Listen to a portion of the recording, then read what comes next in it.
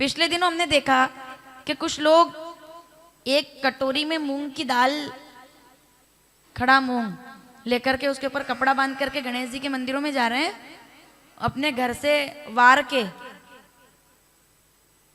कुछ लोगों ने किया होगा ये, किसी ने उपाय बताया, उपायों का समय चल रहा है अभी। उपाय बता दिया किसी ने, उन्होंने कहा बिना प्रमाण के थोड़ी बोलूंगी मैं तो बोल रही हूँ। उपाय बता दिया गया कि घर में से वार के गणेश जी के यहाँ मूंग रख के आ जाओ, 3 महीने के अंदर तुम्हारा ये सब झंझट निपट जाएगा, ये हो जाएगा वो। कुछ बातें ठीक है मानने के लिए, कोई बात नहीं। एक बात पूछ रही हूँ आपसे माताओं, लाइव बोल रही हूँ उस कथा को। किसी का लड़का बीमार है, उसके ऊपर से ताबीज उतार के आपके अच्छे भले लड़के को बांध दो, करोगे क्या? कभी भी करने दोगे क्या? बताइए आप लोग, करने दोगे कभी भी?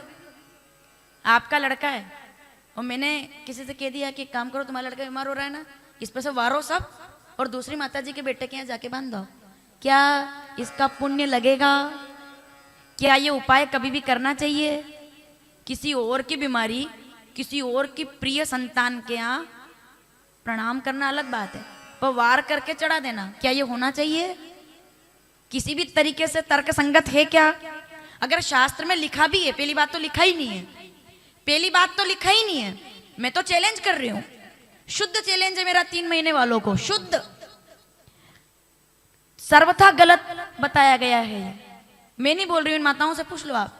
मैं चैलेंज इस बात के लिए, आप मेरा खंडन कर दो, पूरी शिव पुराण में एक भी श्लोक निकाल के बता दो। मेरा तो जो शिव पुराण के बहुत जानकार हैं, निवेदन है मेरा, ये उपायों के चक्कर में दुनिया जो चल रही है पूरी, ज्यादा समय का खेल भी नहीं है ये।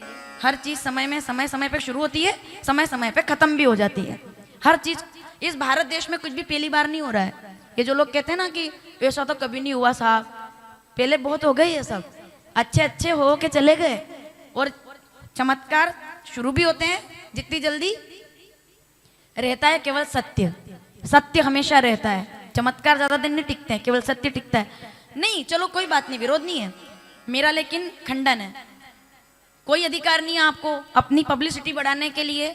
मुझे तो श्लोक चाहिए, मुझे वो स्त्रोत चाहिए आपसे जिसमें कहीं भी शिव पुराण में, गणेश पुराण में लिखा हुआ है कि मूंग को कटोरी में, अभी बताया गया ये उपाय। और इस बार जो गणेश जी की चतुर्थी आई थी, उस पे गणेश जी के मंदिर के सब पंडित पुजारी दुखी हो गए, बोले तुम अपने घर के बेटे से वार के ला रहे हो और पार्वती के बेटे को ला करके आप वारा हुआ मूंग दाल और गुड़ चढ़ा रहे हो, इससे कोई पुण्य नहीं लगने वाला है, सर्वथा पाप ही लगेगा।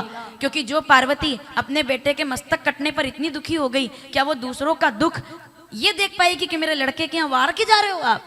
अरे नारियल चढ़ा देना अलग बात है, प्रणाम करना अलग बात है, उनसे प्रार्थना कर सकते हो आप कि आप हमारे कष्ट दूर कर दो।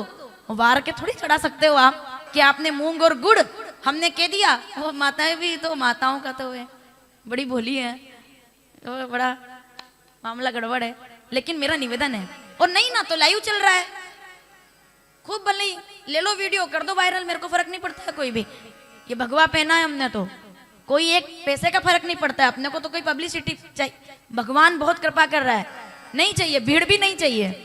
गलत दिशा में बढ़ रही भीड़ से चलने से ज्यादा अच्छा है अकेले चलो सही दिशा के अंदर, आपको सही दशा मिलेगी।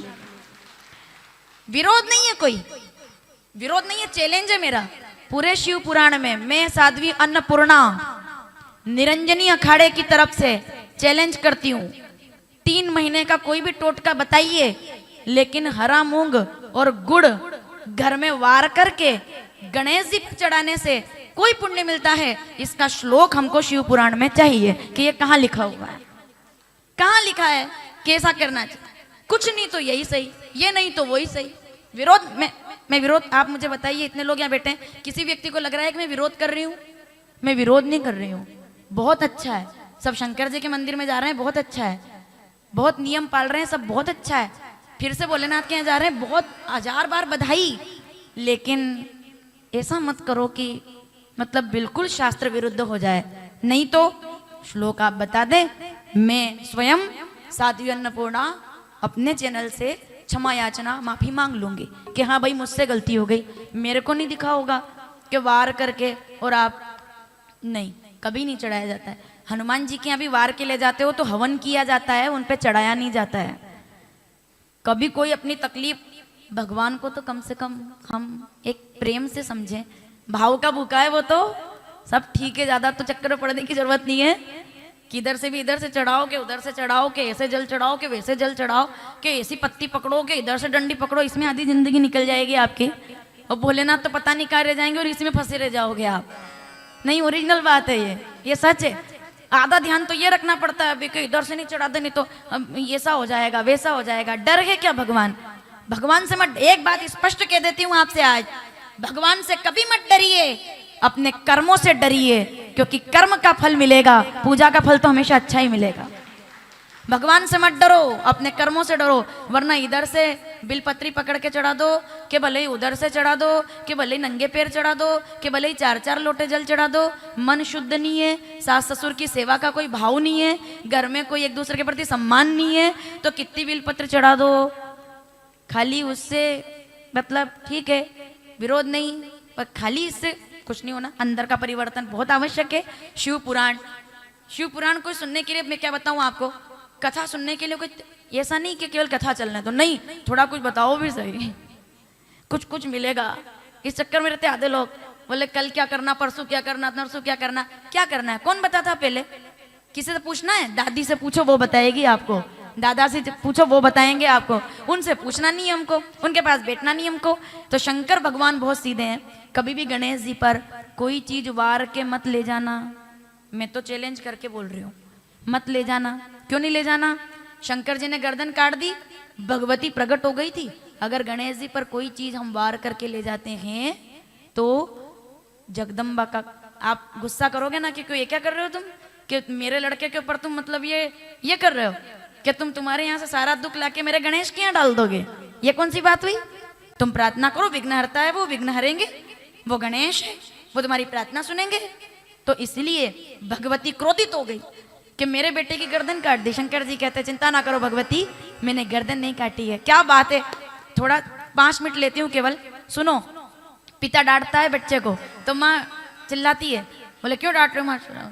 मेरा बेटा मत डांटो, पढ़ लेगा वो तो, दुश्मन बन जाओगे आप। लेकिन जब पिता डांटते हैं तो माँ को दुख होता है, लेकिन फिर पिता डांटते हैं क्यों? क्योंकि उनको पता है कि बिना गर्दन काटे कोई विनायक कभी गणेश नहीं बन सकता है। जब तक पिता अनुशासन अपने बेटे को नहीं देंगे तब तक कोई बच्चा अपने जीवन में अनुशासित नहीं हो पाएगा। अनुशासन दिया है और प्रथम पूज्य